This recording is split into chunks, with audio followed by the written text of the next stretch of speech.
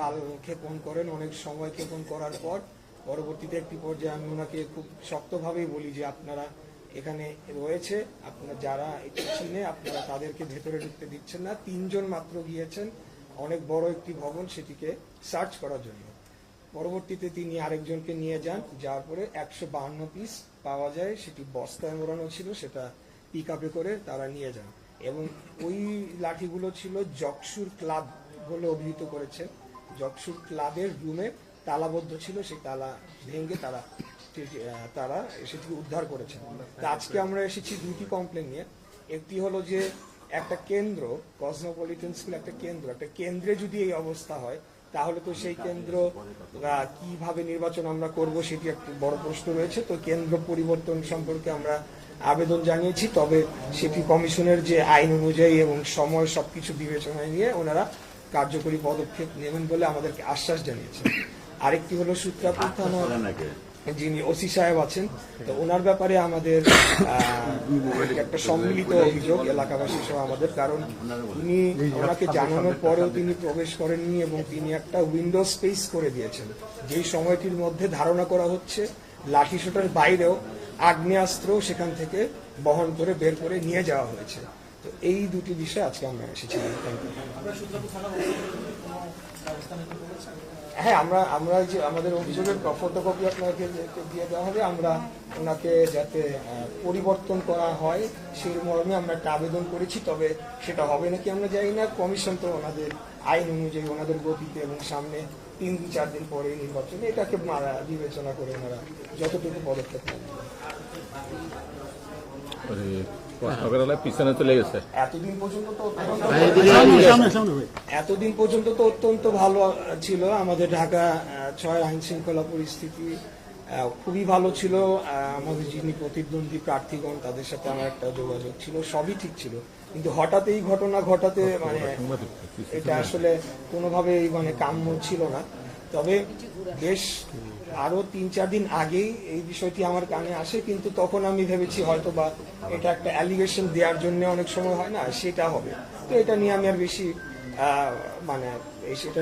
ইনভেস্টিগেশনে যাওয়ার চেষ্টা করিনি। কিন্তু যখন অনেকগুলো সূত্র থেকে আসে তখনই আমি বাধ্য হয়ে আমি আমার অবহিত করেছি।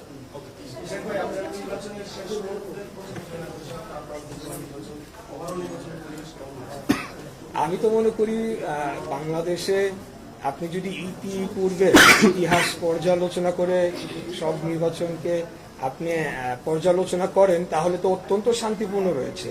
তারপরেও আমি সবসময় এই কথাটা বলি যে তফসিল ঘোষণা হওয়ার দিন বা পরদিন শরীফ ওসমান হাদিকে যেভাবে হত্যা করা হলো, এই ঘটনাটা আসলে হৃদয় বিদারক এবং এখন পর্যন্ত কিন্তু এটার কোনো সুরাহা আমরা দেখলাম না। এবং গতকালকে তার বিচারের দাবিতে যারা আন্দোলন করলো তাদের উপরে অত্যাধিক বল প্রয়োগ করা হয়েছে বলে আমার মনে হয়েছে।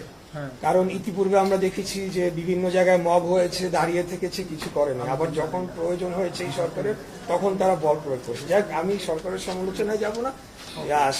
নির্বাচন পরিস্থিতি ঢাকাতে অত্যন্ত শান্তিপূর্ণ রয়েছে।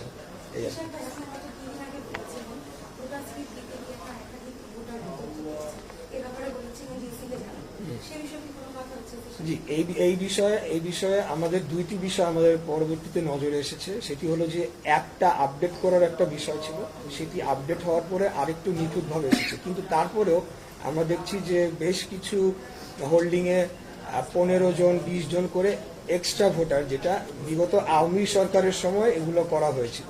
তো আমরা সেটার আরো বিস্তারিত টোটাল তথ্যটা কম্পাইল করার চেষ্টা করছি। এরা অবশ্যই ভুয়া ভোটার, বুঝতেই পারছেন, এবং সেটি আমরা আমাদের এটা তৈরি হলে আমরা এই স্থিতি জানাবো। একটা ব্যাপার হচ্ছে আপনাদের এখানে বিভিন্ন আসনে ছোট বড় বিভিন্ন সমস্যা হচ্ছে প্রতিপক্ষ দলের সাথে, এক্ষেত্রে আপনাদের কেন্দ্রীয়ভাবে কি নির্দেশনা রয়েছে এই কোনো ধরনের বড় ধরনের সংঘাত সহিংসতা?